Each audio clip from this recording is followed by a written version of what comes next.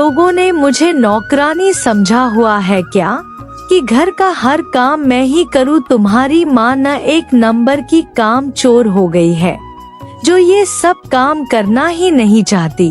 तुम फिक्र मत करो, मैं अभी जाकर माँ से बात करता हूँ। समीर अपनी माँ के कमरे में जाता है और कहता है, माँ तुम्हें पायल ने कितनी बार कहा है, जाओ जाकर बर्तन धो दो, तुम इतना सा काम नहीं कर सकती क्या? बेटा अब मेरी उम्र हो गई है और मुझसे ये अब घर के काम और नहीं होते, मेरे घुटनों और कमर में दर्द रहता है। तभी वह पायल आ जाती है और वो उनकी सारी बातें सुन लेती है। यह बहाने न जरा कम बनाए करो, मैं अच्छी तरह जानती हूँ आपको। जब आप अपनी सहेलियों के साथ पार्क में घूमने जाते हो तब आपके घुटनों में दर्द में की कमर और घुटने दुखने लगते हैं। बहू मैंने सारी उम्र काम ही किया है और तुम्हें इतना ही लगता है तो एक कामवाली रख लो। हाँ, हमारे पास तो जैसे पैसों का पेड़ लगा हुआ है ना, और जब मेरे पास घर में आप हो काम करवाने के लिए तो हम क्यों कामवाली लगवाएं। अब चुपचाप जाकर बर्तन धो। बेचारी कौशल्या अपने बेटे और बहू के आगे अकेली पड़ जाती है और ना चाहते हुए भी उसे जाकर बर्तन धोने पड़ते हैं। पायल कौशल्या की इकलौती बहू थी, लेकिन फिर भी वो उसके साथ बड़ा बुरा व्यवहार करती थी। अगले दिन सुबह 10 बज गए हैं, नाश्ता बन गया है तो दे दो, मुझे दवाई भी लेनी है। पायल रसोई से चिल्लाते हैं और कहती है, हाँ ला रही हूँ। इस बुढ़िया से ना 2 मिनट का सब्र भी नहीं होता। ये लो नाश्ता। लेकिन बहू ये तो सिर्फ सूखी रोटी है, सब्जी कहाँ है, इस सूखी रोटी को मैं कैसे खाऊं? आपको ये सूखी रोटी नसीब हो रही है ना, वही काफी है। मैंने सब्जी बनाई थी, लेकिन वो समीर जी ऑफिस ले गए। और चटनी का तो अभी नाम भी मत लेना, जानती है ना टमाटर क्या भाव चल रहे हैं। बहू थोड़ी सी चाय ही दे दे, उसी में डुबोकर खा लूंगी। उफ, इस बुढ़िया ने भी नाक में दम कर रखा है। ठीक है लाती हूँ, 2 रोटी भी चैन से नहीं खाई जा रही।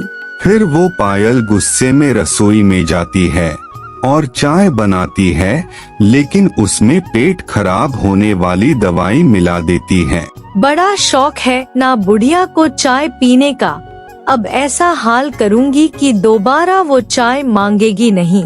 पायल अपनी सास को ले जाकर चाय दे देती है, जिसे पीते ही उसके पेट में तेज दर्द होने लगता है। ये मेरे पेट में दर्द क्यों हो रहा है?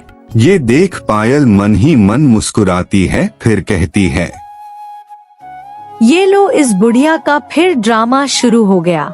मैं अच्छे से जानती हूँ खाने के बाद बर्तन न धोने का नाटक है ये, लेकिन आज कोई बहाना नहीं चलेगा।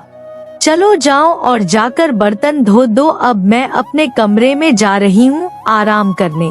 कौशल्या अपनी बहू के आगे कुछ नहीं कह पाती, जिसके बाद वो बर्तन धोने लगती है। फिर कुछ देर बाद पायल उसे सामान की लिस्ट देते हुए कहती है, अच्छा चलो जाओ और जाकर मनोहर काका की दुकान से ये राशन ले आओ। लेकिन बहू मैं अकेले ये सब सामान कैसे लेकर आऊंगी? ऊपर से मेरे पेट में भी दर्द है। ऐसा कर तू समीर को फोन कर दे, वो ऑफिस से आते वक्त ले आएगा। वाह माँ जी, वो बेचारे सारा दिन वहाँ पर मेहनत करते हैं और आप चाहती हो मैं उनसे बोलूं? आपको तो बस काम से बचने का बहाना चाहिए। अब आप जल्दी से जाइए और राशन लाइए, फिर मुझे खाना भी बनाना है। कौशल्या कोई क्लेश नहीं चाहती थी, इसलिए वो राशन लाने किराने की दुकान पर चली जाती है। लेकिन जब की रहने वाला वो सब लिस्ट के हिसाब से राशन तोलता है तो कौशल्या को देखकर कहता है, क्या आप इतना सब सामान अकेले ले जाएंगे? हाँ, और अगर मैं नहीं लेकर गई तो मेरी बहू मुझे खूब बातें सुनाएगी और मेरा जीना दुश्वार कर देगी। सच कहूं बहन जी, जब तक गोपाल भाई साहब जिंदा होते तो वो आपको घर की रानी बनाकर रखते थे, लेकिन आपके बेटे और बहू ने तो आपकी हालत ही खराब कर दी है। क्या करें भाई साहब, जो नसीब में लिखा होता है वो तो काटना ही पड़ता है। फिर कौशल्या सारा सामान लेकर घर की ओर चल पड़ती है, लेकिन कुछ दूरी पर चलते ही उसका बैलेंस बिगड़ जाता है और वो जमीन पर गिर पड़ती है और उसके घुटने पर चोट लग जाती है। फिर पड़ोस की एक औरत उसको सहारा देती है और उसे उसके घर तक पहुंचाकर आती है। उसके जाते ही पायल कौशल्या पर फिर चिल्लाने लगती है। अच्छे से जानती हूँ मैं, ये सब आपके ही ड्रामे होते हैं। जानबूझकर गिरी होंगी लोगों की हमदर्दी पाने के लिए। अब जाओ और ये बैंगन मुझे काट कर दीजिए। कौशल्या बेचारी अपने कमरे में ले जाकर बैंगनों को काटने लगती है, लेकिन वह जिस भी बैंगन को काटने लगती वह उछलकर नीचे गिर जाता। हे राम, मेरे बेटे बहू ने क्या मुझे पहले ही कम परेशान कर रखा है, जो अब तुम बैंगन भी मुझे परेशान कर रहे हो। कितनी बार तुम सबको पकड़कर ऊपर रखूं? अम्मा तुम परेशान ना हो, हम तुम्हें दुख देने नहीं बल्कि तुम्हारे दुख दूर करने आए हैं। ये क्या चमत्कार है? कहीं गिरने की वजह से मेरे सिर पर चोट तो नहीं लग गई? नहीं नहीं, हम सब तो आपकी मदद करने आए हैं। कल जब हम आपकी रसोई में आए थे तब हमने देखा कि आपके बेटा बहू आपके साथ कितना बुरा व्यवहार करते हैं, और हमने तो ये भी देखा कि आपकी बहू ने ही आपकी चाय में पेट दर्द की दवाई मिलाई थी। क्या मेरी बहू ने दवाई मिलाई थी?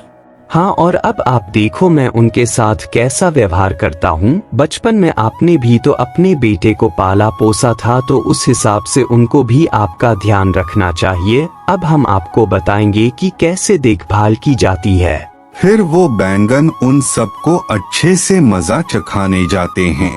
चलो भाइयों, अब तुम्हें पता है ना हमें क्या करना है? हाँ हाँ, हम सबको पता है हमें क्या करना है। अब सभी बैंगन अपने अपने हाथ में डंडा लेकर जाते हैं और उन दोनों पति पत्नी की पिटाई करने लगते हैं। अरे ये क्या, ये हमें मार क्यों रहे हैं? और इनके हाथ पैर कहाँ से आ गए? छोड़ो हमें, छोड़ो। नहीं, हम तुम दोनों को तब तक नहीं छोड़ेंगे जब तक तुम अपनी सास से माफी नहीं मांग लेते। जिस माँ ने तुम्हें बचपन में पाला पोसा, तुम्हारा इतना ध्यान रखा, और जब तुम्हारी बारी आई तो उनका ध्यान रखने की तो तुम उनके प्यार को इतनी जल्दी भूल गए। और पायल अम्मा ने तो तुम्हें भी इतना प्यार दिया, फिर तुम उन्हीं के साथ ऐसा करने लगी। ठीक है, हम उससे माफी मांगने के लिए तैयार है।